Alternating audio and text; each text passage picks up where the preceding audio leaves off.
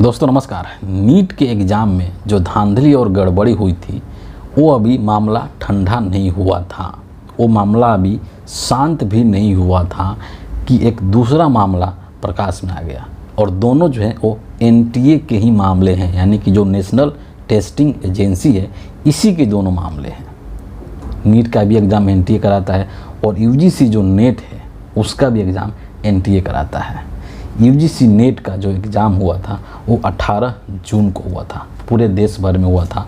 और इस बार जो एग्ज़ाम हुआ था वो ऑफलाइन हुआ था, मतलब जो पेन एंड पेपर वाला जो एग्ज़ाम होता है। पहले ये एग्ज़ाम ऑनलाइन हुआ करता था, लेकिन इस बार ऐसी व्यवस्था की गई कि ये एग्ज़ाम एक साथ कराया जाए और ऑफलाइन कराया जाए।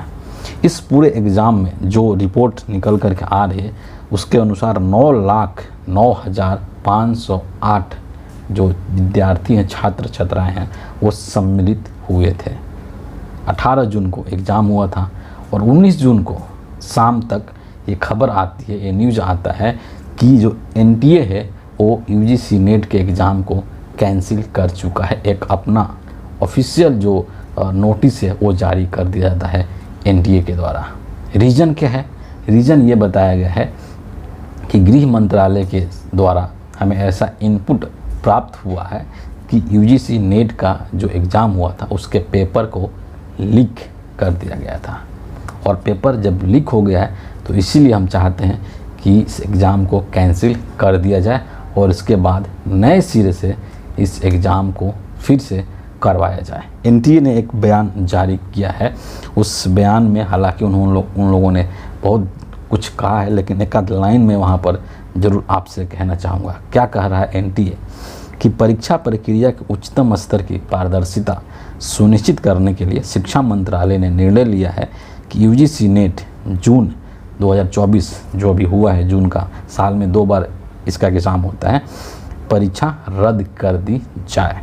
नए सिरे से परीक्षा आयोजित की जाएगी जिसके लिए जानकारी अलग से साझा की जाएगी। साथ ही सीबीआई इस मामले की जांच भी करेगी। एग्ज़ाम लेना और एग्ज़ाम को रद्द कर देना कितना आसान लगता है ना, कि एग्ज़ाम हुआ, पेपर कैंसिल, पेपर लीक हो गया, आउट हो गया, हम उसको रद्द करते हैं। लेकिन ये जो एग्ज़ाम लेने, रद्द करने और री एग्ज़ाम के बीच में जो छात्र पिसते हैं उनके दर्द को, उनके पीड़ा को ये जो एग्ज़ाम कंडक्ट कराने वाली जो बॉडीज़ हैं वो कब समझेंगी? ये एक बहुत बड़ा सवाल है। लाखों लोग इस एग्ज़ाम को देते हैं। जिन लोगों का एग्ज़ाम नज़दीक होता है, चलिए उनका तो कोई दिक्कत नहीं होता है। बहुत से ऐसे लोग हैं जिनका एग्ज़ाम सेंटर दूर है। मान लीजिए कोई ग्रामीण पृष्ठभूमि का लड़का है, कोई गांव में रहने वाला बच्चा है और उसको एग्ज़ाम देना है, तो जो सेंटर उसके लिए होगा कम से कम उसके गांव से तो कुछ दूर पर होगा ही। या शहरों में ही मान लीजिए, दिल्ली में ही मान लीजिए, दिल्ली के अंदर सेंटर इतने दूर दूर दिए जाते हैं, 15-15 किलोमीटर, 20-20 किलोमीटर दूर दिए जाते हैं। इस भीषण गर्मी में सोचिए, इस भीषण गर्मी में लोग एग्ज़ाम देने के लिए गए। 9:30 बजे से लेकर के 12:30 बजे तक पहले शिफ्ट का एग्ज़ाम, फिर 3 बजे से लेकर के 6 बजे तक दूसरे शिफ्ट का एग्ज़ाम। जिस मेंटल टॉर्चर से छात्र गुजरते हैं उस चीज़ को ये जो एनटीए है ये कब समझेगा? जब से यूजीसी का एग्ज़ाम एनटीए के द्वारा लिया जा रहा है, मैं एक चीज़ देख रहा हूँ, है ना, चूँकि हम लोग खुद इस चीज़ के भुक्तभोगी हैं। 18 जून को एग्ज़ाम मैं भी देने के लिए गया था, दिल्ली में हमारा भी सेंटर बहुत दूर दिया था, है ना। तो जब से एग्ज़ाम एनटीए कंडक्ट करवा रहा है, इसने पूरी तरीके से एकदम बेकार करके रख दिया है पूरे सिस्टम को। आप नीट का देख लीजिए, आप यूजीसी नेट का देख लीजिए, हर जगह पे इसने मतलब बच्चों की एकदम रेल बना करके बना दी है इसने।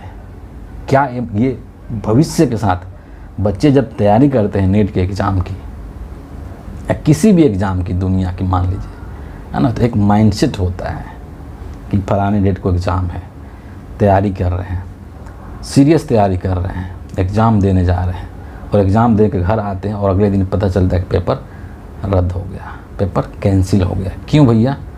क्योंकि पेपर लीक हो गया था। लीक किसके वजह से हुआ? कौन है लीक करने वाला?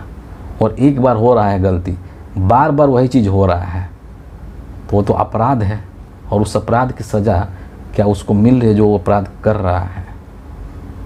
नहीं मिल रही है। सिर्फ जांच के मकड़जाल में सब चीज़ को उलझा दिया जाता है ना, कि सीबीआई इंक्वायरी करेगी, ये कमेटी बैठ गई है, वो कमेटी बैठ गई है, लेकिन अंत जो रिजल्ट होता है वो जीरो होता है।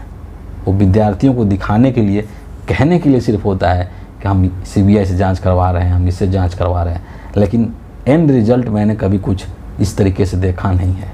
और हर जगह का कमोबेश यही स्थिति है।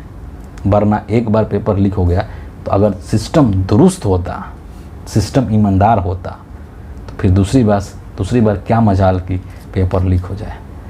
इस देश के अंदर यूपीएससी का भी एग्ज़ाम होता है। क्या कभी आपने यूपीएससी के एग्ज़ाम के पेपर लीक के बारे में कभी सुना है कि यूपीएससी के एग्ज़ाम का पेपर लीक हो गया, पेपर कैंसिल हो गया, दोबारा से पेपर होगा?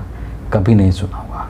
तो फिर ये जो बाकी एग्ज़ाम्स हैं, नीट का है, यूजीसी नेट का है, या बाकी अगर अलग अलग जो स्टेट गवर्नमेंट के अंदर एग्ज़ाम होते हैं, यूपी, बिहार, राजस्थान, मध्य प्रदेश, इनके पेपर कैसे लीक हो जाते हैं, इनके पेपर कैसे आउट हो जाते हैं, ये हमारे समझ से परे है। आज तक से मेरे को समझ में नहीं आया। और मुझे ऐसा लगता है कि कहीं ना कहीं इसमें प्रशासन का मिली भगत है। प्रशासन के जो लोग हैं वही लोग ये सब मिलजुल करके काम करते हैं, कराते हैं, और बदले में उनको मोटा पैसा मिलता है। और इसीलिए वो लोग बच्चों के भविष्य के साथ खिलवाड़ कर रहे हैं। कह दिया एनटीए ने कि पेपर आज हम लोग कैंसिल कर दिए। पारदर्शिता सुनिश्चित करने के लिए शिक्षा मंत्रालय, मतलब धर्मेंद्र प्रधान जो शिक्षा मंत्री है, जो कि कल तक ये मानने को तैयार नहीं था कि नीट के अंदर धांधली हुई है या नीट का पेपर लीक हुआ है, वो शिक्षा मंत्री बना है इस देश के अंदर। इस दुर्भाग्य है इस देश का कि ऐसे ऐसे लोग इतने बड़े बड़े पदों पर जा करके बैठ चुके हैं, जो कि विद्यार्थियों के मानसिक जो वेदना है, कह लीजिए, जो जिस टॉर्चर से गुजर रहे हैं, जिस पीड़ा से गुजर रहे हैं, उसको ये लोग नहीं समझ पा रहे हैं। ये बहुत ही दुर्भाग्यपूर्ण है। अब अगला एग्ज़ाम का डेट कब देगा एनटीए, यूजीसी नेट का, ये भी देखने वाली बात होगी कि अगले हफ्ते या 10 दिन या 15 दिन के अंदर अंदर ये लोग एग्ज़ाम कंडक्ट कराते हैं या फिर क्या करते हैं। और वो भी जब कराएंगे तो उसका भी क्या होगा वो भी भगवान भरोसे हैं, उसका भी भगवान ही मालिक है। तो ये सब तमाशा जो है, ये सब नरेंद्र मोदी के अमृतकाल के अंदर ये सब तमाशा चल रहा है। फिलहाल इस वीडियो के लिए इतना ही है। आप सभी का बहुत बहुत धन्यवाद।